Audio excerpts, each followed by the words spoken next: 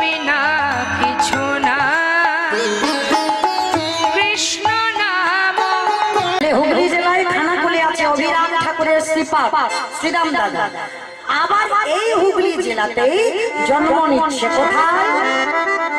আদি সপ্তগ্রামে জন্মে নিল দাসের আদি সপ্তগ্রামে জন্ম নিল দাসের আদি সপ্তগ্রামে জন্ম নিল দাসের ভোলা আদি সপ্তগ্রামে জন্ম নিল দাসের ভোলা আজ ধ্বনি হরি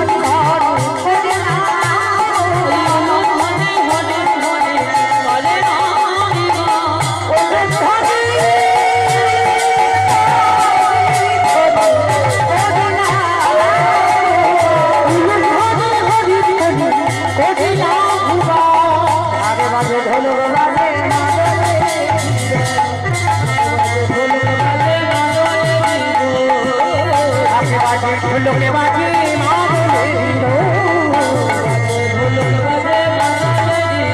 আজে পাড়া প্রতিবেশী ভালো আনন্দিত আনন্দ আরে ভাবে না আনন্দ ভাবে না ভাবে আনন্দ ভাবে না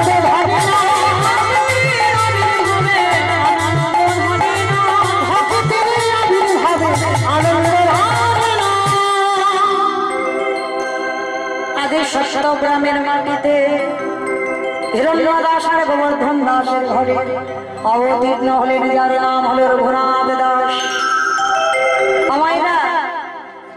বাবার নাম হলো গোবর্ধন দাস, জ্যাঠামশাইয়ের নাম হলো হিরণ্য দাস। এরা জমিদার, মানে বড় লোক নয়, বড় লোক বলে কম বলা হবে, জমিদার। মানে এদের বাবাদের ইন্দ্রের মতো সম্পদ, ইন্দ্রের মতো। এত বড় লোকের মানুষ হয়েও একটা পুত্রের জন্য 7 ঠাকুরের কাছে মানত করেছে। কেউ মায়েরা, আপনাদের কাছে আমি একটা কথা বলে যাই, অনেকে বাবা দেখবেন 4-5টা কন্যা সন্তান হলে একটা ছেলের জন্য 7 ঠাকুরের কাছে কাঁদে, কাঁদে না? কোথাও কাঁদতে হবে না, আমি বলে যাচ্ছি, বিশ্বাস। চলে যাবেন রাধাকুণ্ডের তীরে, বৃন্দাবন, উত্তরপ্রদেশ। ওই রাধাকুণ্ডের তীরে গিয়ে ওই রাধাকুণ্ডে একবার স্নান করতেন। কেন বললাম? কারণ আমরা মনুষ্য কুলে বাবা সব তীর্থে স্নান করা সম্ভব নয়। কারণ মানুষের এখন টাইমের কত দাম, সময়ের কত দাম, অর্থেরও দরকার। সব তীর্থে ঘুরতে গেলে যদি যেতে না পারে চলে যাবে রাধাকুণ্ডের তীরে। কেন বললাম রাধাকুণ্ডের তীরে যেতে? ওই রাধাকুণ্ডে যদি স্নান করেছ তো বাবা আর কোথাও স্নান করা লাগে না। ওই একটা জায়গায় স্নান করলে সব তীর্থে স্নান হয়ে যায়। কেন? যেদিন আমার ভগবান কৃষ্ণ অরিষ্টাসুরকে বধ করেছিল, অরিষ্টাসুর মানে ওই একজন অসুর, মানে গাভী রূপ ধারণ করে কৃষ্ণকে মারতে এসেছিল। তো যখন আমার ভগবানের ওই যে ধবলী শ্যামলী কালী কমলির ভিতরে বাবা ঢুকে পড়েছিল ওই অসুর রূপী গরুটা, ভগবান চিনল কি করে যে ওটা অসুর? প্রত্যেকটা গাভী চড়ছে, প্রত্যেকটা গাভীর ওই মাটিতে ছায়া পড়ছে, কিন্তু অরিষ্টাসুর ওর দেহের কোনো ছায়া পড়ছে। তখন ভগবানের জানতে দেরি হলো না, আমার কোন গরুর মধ্যে কোনো গরু নয়, ও নিশ্চয় কোন অসুর এসেছে আমাকে বধ করতে। তখন ভগবান কৃষ্ণ কি করেছিল? ওই গাভীটার পাটা ধরে বনবন করে ঘোরাতে ঘোরাতে একেবারে মেরে আছাড়, মানে কৃষ্ণকে মারতে এসেছিল, ভগবান এমন আছাড় মেরেছে বাবা 4টে পা ভেঙে হরি বল হয়ে গেছে। কিন্তু হলে কি হবে? ভগবান ওই ভক্তকে কিন্তু চরণ ছাড়া করেনি। দেখেন ভগবান কৃষ্ণের চরণে আছে ওই ঘোষ পদের চিহ্ন। হ্যাঁ, ভগবানের চরণে এই যে 19টা চিহ্ন, তার ভিতরে একটা চিহ্ন ওই ঘোষ পদের চিহ্ন, মানে গরুর পায়ের খুর, মানে অরিষ্টাসুরকে বধ করে আর তার পায়ের উপরে, তার মাথার উপরে ভগবান নিজেই নৃত্য করেছিল। আর নৃত্য করতেই ওই পায়ের খুরের চিহ্নটা ভগবানের চরণে চলে এলো। কিন্তু অরিষ্টাসুরকে বধ করে আমার ভগবান কৃষ্ণের সর্বশরীরটা পাপী হয়ে গেল। কেন? মনে রেখো বাবা, গো হত্যা করা মানে মহাপাপ, মহাপাপ। ভগবানকে পর্যন্ত ছাড়েনি। যেই না রাধারানীর কাছে গোবিন্দ দাঁড়িয়েছিল, রাধারানী বলে উঠলেন, দাঁড়াও। ছি ছি ছি ছি ছি, তুমি পাপী হয়েছো। পাপা রাধে, তুমি জানো না ওটা গাভী মাতা ছিল না, ওটা গোমাতা নয়, ওটা তো অরিষ্টাসুর। বলে শোনো, অরিষ্টাসুর হোক আর যেই হোক, গোমাতার রূপটা তো ধরেছিল। তাহলে তুমি গোমাতাকে হত্যা করেছ, তার জন্য তুমি মহাপাপী। ঠিক আছে, তাহলে রাধে তুমি একেবারে বলে দাও, আমি সকল পাপ থেকে মুক্তি পাবো কি করে? একটু চিন্তা করেন, মা যিনি বিশ্বের শ্রেষ্ঠ মালিক ভগবান, তিনি রাধার চরণ ধরে বলেছিল, বলো রাধে আমি মুক্তি পাবো কি করে পাপ থেকে? তখন রাধারানী বলেছিল, শোনো, মুক্তি যদি পেতে হয় তোমাকে তীর্থে তীর্থে স্নান করতে হবে। মানে জগতে যত তীর্থ আছে সেই তীর্থে 12 বছর তীর্থ ভ্রমণ করে তোমাকে কাটাতে হবে, আর প্রত্যেকটা তীর্থে তোমাকে ডুব দিতে হবে, তবে যদি মুক্তি পাও। কবি বন্ধুই আমার বলেছিল, রাধে গো, যাকে আমি এক পলক না দেখে থাকিতে পারি না, যাকে আগে বিন্দু না দর্শন করিলে আমি আমার এই দেহের প্রাণ চলে যায়। তারে বলো বলো রাধে, আমি কেমন করে, আমি কেমন করে 12 বছর তীর্থে তীর্থে কাটাইব, বলো প্রেম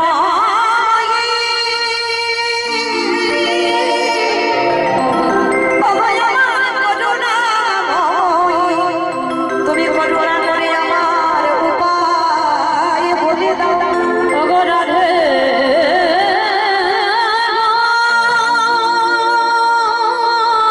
আমি তোমাকে ছেড়ে 12 বছর কাটাতে পারবো না।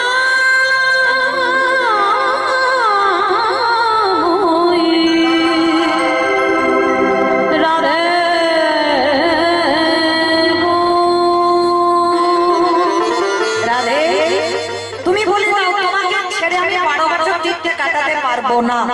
যাকে আমি এক পলক না দেখে থাকতে পারি না, যার দর্শন না করলে আমার হৃদয়ে যে যন্ত্রণা আমি কাউকে বলতে পারি না, আরে কি করে আমি 12 বছর তীর্থে কাটাবো? তার থেকে রাধে একটা কথা বলবো, বলো বধূ কি কথা? রাধে গো, যদি সকলে তীর্থকে আমি এক জায়গায় ডাকি, আর সেই তীর্থে যদি আমি স্নান করি, তাহলে আমার পাপ মোচন হবে। তারা রাধারানী বলছে, হ্যাঁ কেন হবে না, যদি তুমি সব তীর্থকে ডাকতে পারো, সবাইকে কিন্তু সবার রূপে আসতে হবে, আমি নিজে চোখে দেখবো সব তীর্থ এলো কিনা, তারপরে হবে। ঠিক আছে, এইবার প্রাণ অভিনয় আমার নিজে পাপ থেকে মুক্তি পাওয়ার জন্য সকল তীর্থকে যখন আহ্বান করলেন, এ বাবা কাগজ রাখ বাবা, পরে যখন দল ওঠানামা করবে তখন দিবি, এখন রাখ। হরি বল। যখন ওই ভগবান সমস্ত তীর্থকে বাবা আহ্বান করলো, গঙ্গা যমুনা সরস্বতী প্রভাস বৃন্দাবনে যমুনা সব যত জগতে প্রয়াগ হরিদ্বার যত যত তীর্থ আছে সমস্ত তীর্থের জল এক জায়গায় এসে এসে বলে, প্রভু বলে দাও আমাদের কাজ কি? বলে অন্য কোনো কাজ নয়, তোমরা সবাই ভগবান নিজের বাঁশিটা দিয়ে একটা কুণ্ড করেছে, তার কৃষ্ণ যেমন পাকা, আমার ভগবান কুণ্ডটা করেছে পাকা, আর সমস্ত তীর্থকে বলছে তোমরা শোনো, সবাই জল হয়ে এই কুণ্ডেতে বসো। সমস্ত তীর্থ জল হয়ে কুণ্ডে গেল। এইবার কুণ্ডে স্নান করেছি, স্নান করে যেই না রাধারানীর চরণটা ছুটে যাবে গোবিন্দ আমার, সখীগণ বলে উঠে ওইভাবে নয়, ওইভাবে নয়, তুমি এখনো পাপী আছো, এখনো পাপী আছি, আমি তো সব তীর্থকে ডাকলাম। বলে তীর্থকে ডেকেছে তো বটে, তীর্থ তখন পবিত্র হয় যতদিন না রাধারানীর চরণ ধুলা পাই। তুমি ডেকেছ, সবাই জল হয়ে ওখানে রয়ে গেল, তুমি স্নান করলে, ওই রাধারানীর চরণ ধুলা কেউ পেয়েছে? ভগবানের মাথায় হাত পড়ে গেছে, সর্বনাশ। তাহলে কি হবে? ঠিক আছে, আমি আবার আরেকবার ডাকি।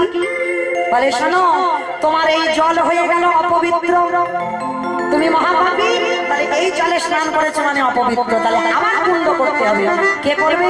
শ্রীমতী রাধারানীর হাতের কঙ্কন খুলে নিজে একটা কুণ্ড তৈরি করলো, আবার আহ্বান করলো।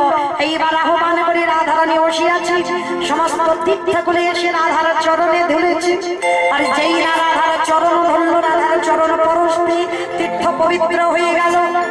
এইবার যেটা আমার শ্যাম সৃষ্টি করলো ওটা হলো শ্যাম কুণ্ড, রাধা সৃষ্টি করলো কঙ্কন দিয়ে ওটা হলো রাধা কুণ্ড। দুটো কুণ্ডের জল।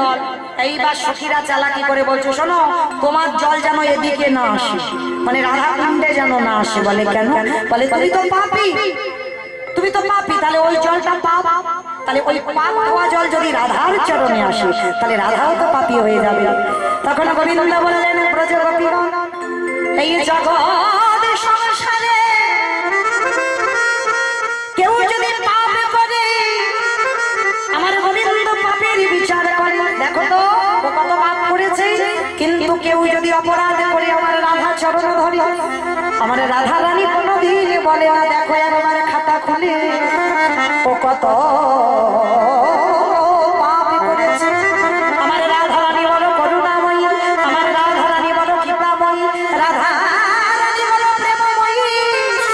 যত বড় বড় মহাপাপী হোক না কেন, যদি একবার রাধা চরণ ধরে, আমার রাধা রানী কোনো বিচার না করি, কোনো শাস্তি না দিয়ে তাকে চরণ তলে আশ্রয় দেব।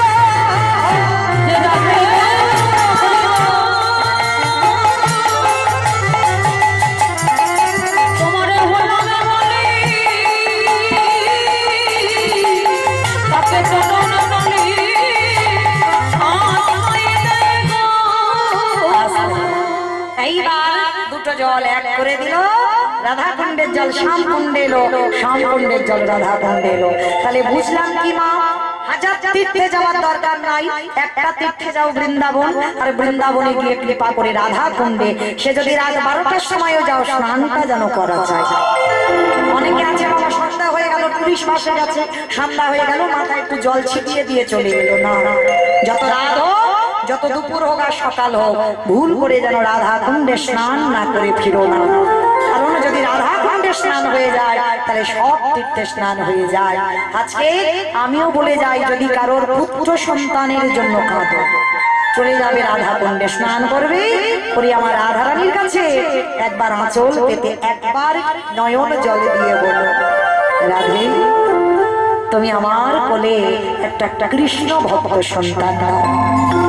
আমার বিশ্বাস যদি কেউ ভক্তি ভরে নয়ন জলে আমার রাধা রানীর কাছে কেউ আরতি জানাতে পারে, অবশ্যই করে তার কোল আলো হবে। যেটা জমিদার হিরণ্য দাস আর গোবর্ধন দাসের ঘর আলো করে এসেছিল, ওই রাধা কুণ্ডে রাধা রানীর কাছে মানত করে রঘুনাথ দাসকে পেয়েছিল। কিন্তু আমরা মা গুলো কি করি জানো, ভগবানের কাছে বলি ঠাকুর চাকরিওয়ালা ছেলে দাও, বিক্রিওয়ালা ছেলে দাও। কই কোনো মা তো বলে না যে আমার একটা কৃষ্ণ বলা পাখি দাও। সে তুমি তাকে লেখাপড়া চাকরি মতো যা দাও দেবে, ওসব আমার কোনো দাবি দাবা নেই, শুধু যেন সে মানুষের মতো মানুষ হয়। শ্রী শ্রী রামকৃষ্ণ ঠাকুরের বই যারা পড়বেন, ঠাকুর সবাইকে একটা কথা বলতো না, তোদের চৈতন্য হোক, তাই না? আচ্ছা বাবা, আমাদের এত পড়াশোনার ডিগ্রি আছে, আমাদের চৈতন্য নেই? বলে হ্যাঁ আছে। মানুষের মতো দেখতে হলে তারে মানুষ হয় না। মানুষ তাকে বলবে যার হৃদয়ে মনুষ্যত্ব জ্ঞান আছে। শুধু মানুষের মতো দেখতে বলে তুমি মানুষ নও, আগে মনুষ্যত্ব জ্ঞান অর্জন করো, সৎগুরু বৈষ্ণব চরণ ধুলা নাও, পিতা মাতাকে সম্মান করো, তবেই তুমি মানুষ। জগতের সবাই বলে তুমি ভালো, তবে তো ভালো, নিজে যদি ভালো ভালো তো ভালো না, কখনো না। আজকে সন্তান মানুষ করবে বাবা, বাবা নয়। কেউ যদি মনে করে বাবা ছেলে মানুষ করবে, না, ছেলে মানুষ করবে মা। ছেলের আধ্যাত্মিক চেতনা দেবে ও মা, বাবা নয়। হরি বল। বাবা যেটা পারবে না সেটা মা পারবে। যার জন্য আমার চৈতন্য মহাপ্রভু বাবার পরিচয়ে নয় মায়ের পরিচয়ে এসেছে। নাম নিয়েছেন কি গো? সচ্চিদানন্দন গৌরাঙ্গ সুন্দর। কেউ কিন্তু বলি না আমরা জগদানন্দন গৌরাঙ্গ সুন্দর, কারণ বাবার নাম জগন্নাথ, মায়ের নাম সচি ঠাকুরান। বাবার নামে এলো না কেন? আপনারা কলির মানুষ, আমি কলির মানুষ, ভগবান কলির ভগবান। তাহলে আপনারা বাবার পরিচয় পরিচিত, আমি আমার বাবার পরিচয় পরিচিত। আর এই পৃথিবীতে যার বাবার ঠিক নেই সমাজ কলঙ্কিত করে বলে না ওর জন্মের ঠিক নেই। কত কত কথা বলি, যদি আমি বাবার নামটা লিখতে না পারি, দেখো যে মা দিল ব্যথা সে মা রইল কথা। মায়ের কোনো পরিচয় নাই, বাবার ঠিকানাটা লাগবে কলিযুগে। তাহলে বাবার পরিচয় যদি আমরা পরিচিত হই, আমার চৈতন্য মহাপ্রভু কেন হচ্ছে না? কেন মার পরিচয় পরিচিত হলো? এটাই তত্ত্ব, এটাই জানতে হবে। কারণ বাবা যেমন বাবা সন্তানকে ভালোবাসে, মাও সন্তানকে ভালোবাসে। বাবার ভালোবাসা হলো ঐশ্বর্যে, মায়ের ভালোবাসা হলো মাধুর্যে। দেখবেন ধুলো কাদা বালি মেখে আছে একজন ছোট্ট বাচ্চা, বাবার কোলে উঠতে যায় বেশিরভাগ, তবে বাবা সবাই নয়, কান মুলে নিচ্ছে বেশিরভাগ বাবারা তাড়াতাড়ি করে হাতটা ধরে বলে বাবা গো কি নোংরা মেখে আছে গো, যা যা আগে মার কাছে পরিষ্কার হ, আগে প্যান্ট জামা পরে হাত মুখ ধুইয়ে মার কাছে পরিষ্কার হয়ে তবে আমার কোলে আছে না? কি গো আছে তো? অনেক বাবা আছে এইরকম দামি জামা কাপড় পরে থাকে, সুট শার্ট পরে থাকে, ছেলে কাদা মেখে আছে কোলে নেবে না। কিন্তু ওই ছেলে কাদা মেখে আছে, মা সারাদিন হাড় খাটুনি খেতে সবে দুটো খেতে বসেছে, ছেলের নাক দিয়ে সর্দি পড়ছে, ছেলে গিয়ে যদি মার কোলে বসে, মা খেতে খেতে আঁচল দিয়ে ছেলের নাকটা মুছিয়ে সেই হাতে আবার মা অন্ন পায়। পাই না? কেন? মা ভালোবাসলো, বাবার ভালোবাসলো, তফাৎ কেন হলো? এটাই চৈতন্য মহাপ্রভু শিক্ষা দিল। বাবা ছেলের নোংরা ধুলো বিচার করে, মা বিচার করে না। ঠিক তদ্রূপ আমি কলিকালের ভগবান হয়ে নদিয়ায় যাব, আমি যদি বাবার পরিচয় পরিচিত হই, তাহলে কলির নোংরা মাখা আছে, সবাই নোংরা মেখে আছে, কাম কাঞ্চনে আসক্ত, বিষয় বিষয় আসক্ত। এই কলুষিত মনে ঈশ্বরের প্রতিফলন হবে না। আরে ভগবান চিন্তা করলো এই জগৎ সংসারে বাবা ধুলো বিচার করে, মা ধুলো বিচার করে না। তাহলে আমি যদি মায়ের পরিচয়ে যাই, তাহলে কলির মানুষ যে নোংরা মেখে আছে, কামনা বাসনার নোংরা, বিষয় বৈভবের নোংরা, আমি অচিরে মায়ের পরিচয় পরিচিত হই, প্রত্যেককে কোলে করে নিয়ে বিদায়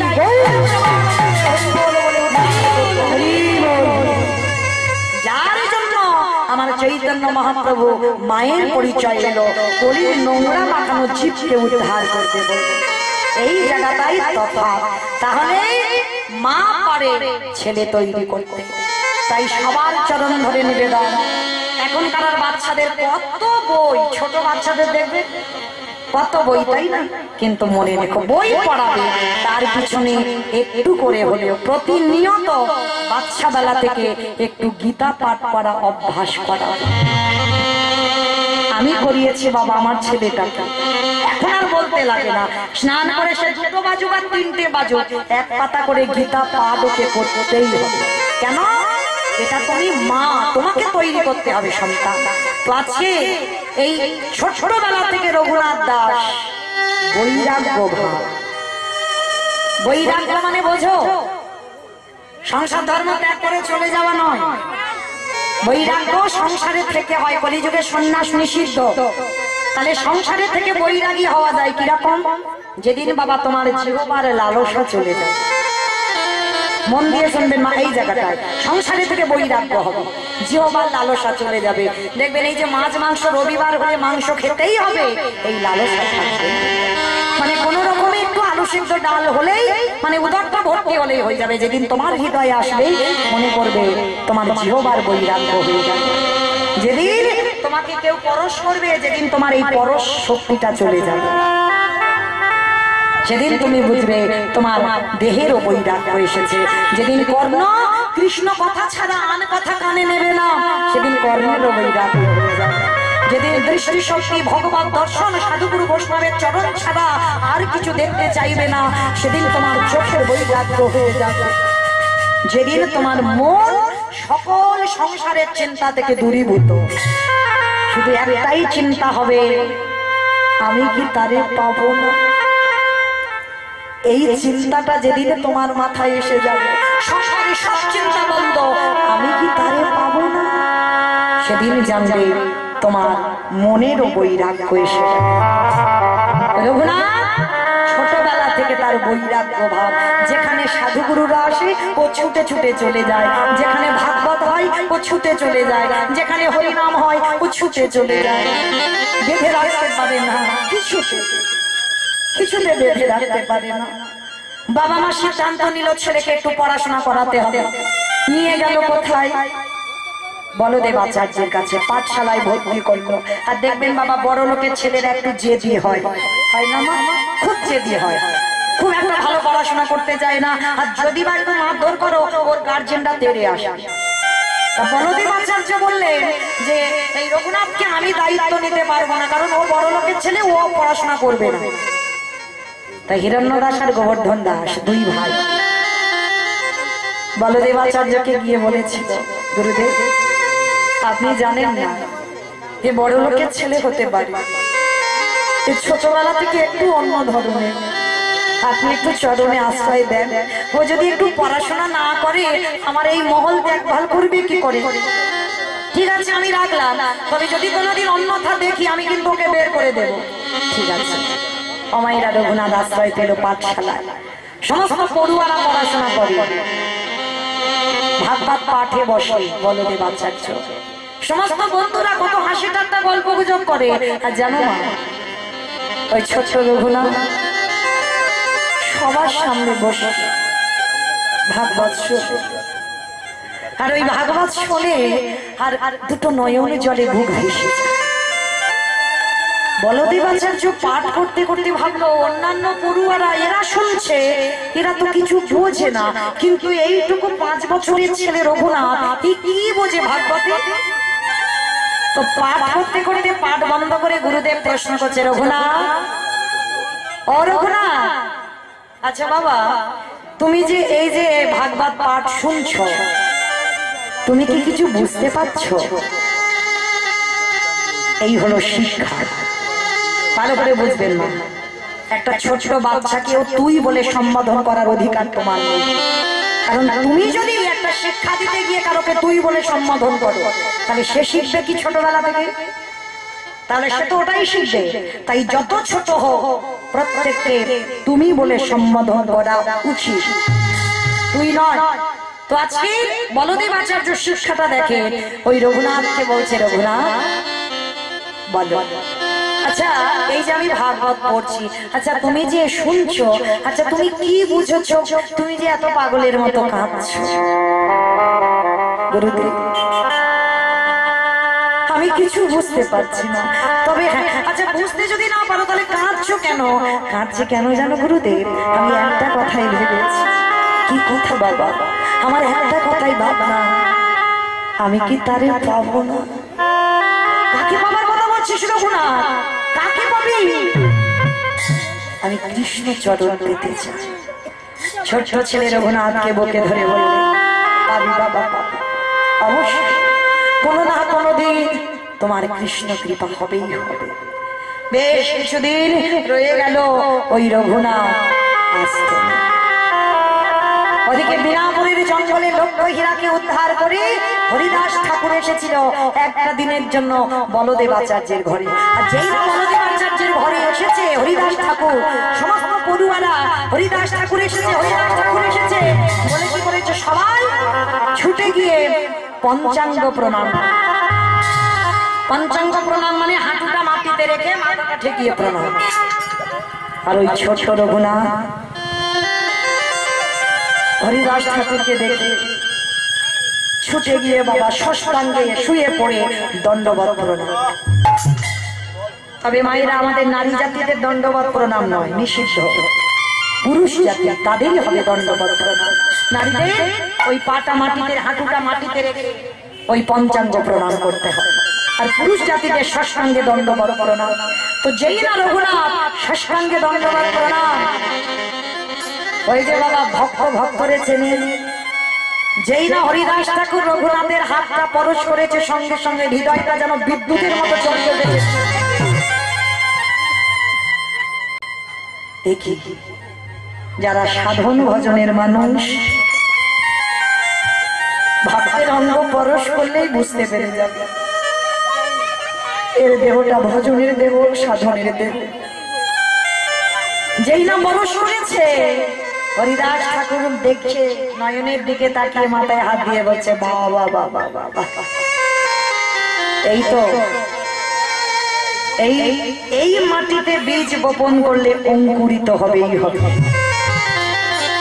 এই তো 16 গোস্বামীর মধ্যে এক গোস্বামী পেয়ে গেছি বাংলার মাটিতে আর একজন ভক্ত আমি পেয়ে গেছি। আর দেখবেন বাবা এই ছোটবেলা থেকে রঘুনাথ আমার হরিদাস ঠাকুরকে অনুকরণ করত। আমার অনুকরণ মানে বোঝো তো? অনুকরণ মানে বোঝো না? না ফোন করতো না, মানে একজনকে দেখে অনুকরণ। যেমন এখন আমাদের কীর্তন জগতে হচ্ছে দেখবেন, মানে একজনের কীর্তন হুবহু অন্যজন একই রকম করে, একই রকম। এইগুলোকে বলা হয় অনুকরণ। মানে আমার কীর্তন একজন মানে একেবারে ডুপ্লিকেট করে সেই রকম কীর্তন এরকম হয়, এটাকে অনুকরণ বলা হয়। তো এটা শুধু আমাদের জীবনে নয়, সেটা তখনকার সমাজেও ছিল। রঘুনাথ দাস জমিদারের ছেলে হয়ে সর্বক্ষণ হরিদাস ঠাকুরকে অনুকরণ, তবে অন্য কিছু অনুকরণ নয়, তার ভক্তির পথটাকে অনুকরণ করে। 24 ঘন্টায় একবার আহার করে। আর আমাদের জগতের মানুষেরা বলে না খেলে নাকি মরে যায়, রোগা হয়ে যায়। কি গো, বেশি যত আহার করবে ভজনে বাধা হয়ে যাবে, যত কম আহার করবে তত ভজন শক্তিটা বেড়ে যাবে। অতিরিক্ত আহার নিষিদ্ধ, অতিরিক্ত নিদ্রা নিষিদ্ধ, ভজন পথে এগুলো বাধা হবে। তো আজকে রঘুনাথ জমিদারের ছেলে হয়ে 24 ঘন্টায় একবার আহার করত। আমি প্রথমেই বলেছি বাবা এই চরিত্র শুনলে তুমি ভক্তির পথে কি করে যাবে বুঝতে পেরে যাবে। একবার আহার করো। আর নিদ্রা জমিদারের ছেলে হয়ে পালঙ্ক নয়, মেঝেতে একটা কোন রকমে মাদুর বিছিয়ে, কোনো বালিশ নয়। হরিদাস ঠাকুর বলছে রঘুনাথ তুই তো এখন ছোট বাবা, একটু বড় হলো বাবা, তবে তুই আমাকে অনুকরণ করিস না। শিশুকাল থেকে যদি আমি অনুকরণে না থাকি তাহলে বড় হয়ে শিখব কি? ছোটবেলা থেকে ওই ভাগবত পাঠ, ছোটবেলা থেকে তার রঘুনাথের স্বভাব। একটু বড় হয়েছে, বড় হতে বাড়িতে ফিরে গেছে। আর বাড়িতে ফিরেই বাবা যেখানেই হয় হরিনাম সংকীর্তন ভাগবত রঘুনাথ চলে যায়। আর বড় লোকের ছেলে একটা সম্মানের ব্যাপার আছে, আমার প্রজারা ছুটে গিয়ে রঘুনাথকে ধরে ধরে আনে।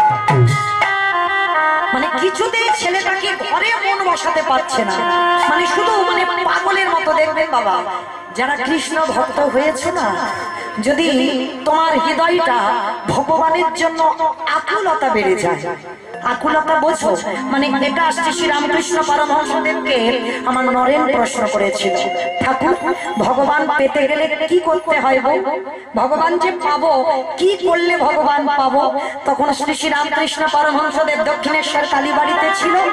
আর কি করেছে বাবা, ঠাকুর নরেনকে ডেকে বলেছিল নরেন এখানে আয়। ওই যে গঙ্গার জল যাচ্ছে, গঙ্গার জলে নেমেছে গুরু শিষ্য দুজনে। আর নেমে এবার নরেনকে বলছে নরেন একবার ডুব দিতে দেখি বাবা।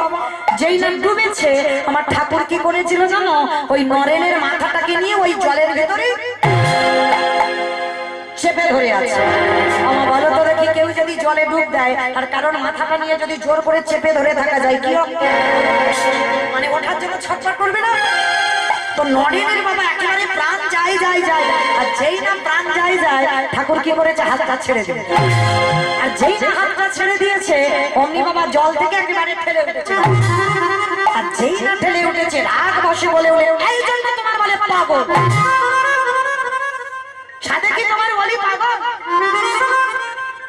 তা ঠাকুর হাসছে আর বলছে আরে কেন আমি পাগলামিটা কি করলাম? মানে পাগলামি করলে না, আমি তোমাকে জিজ্ঞাসা করলাম ভগবান পাবো কি করলে পাবো? আর তুমি কি করলে? আমাকে জলে ডাকলে, জলে স্নান করতে বললে, ডুব দিতে বললে। তা ঠিক আছে আমি ডুবেছি, তা তুমি আমাকে মাথাটা ধরে চেপে ধরলে কেন? ঠাকুরের বই যারা পড়বেন, ঠাকুর উদাহরণ ছাড়া কথা বলতো না। ঠাকুর যা যা কিছু করতো উদাহরণ ছাড়া কথা নয়। তো আর ঠাকুর হাসছে আর বলছে, এই পাগল, আমি পাগল নয়, তুই পাগল। যে পাগল সে অন্যজনকে বলে পাগল, তাই না? যে পাগল অন্যজনকে বলে পাগল। শোন, আজকে এই যে আমি তোকে ধরে চেপে ধরে থাকলাম, আচ্ছা নরেন বলতো এই জলের ভিতরে তো কিরকম হচ্ছিল? মায়েরা রাগ ধরবে না? জলের তলায় মাথা চেপে ধরে আছি, গুরুদেব জিজ্ঞাসা করছে বলতো কিরকম হচ্ছিল তো? হ্যাঁ গো, সাধে তোমার বললাম পাগল, ওই যে যখন ধরেছিলে না আমার প্রাণটা হাঁপু পাপু করছিল, মানে এই যেন বেরিয়ে যায়, এই যেন বেরিয়ে যায়।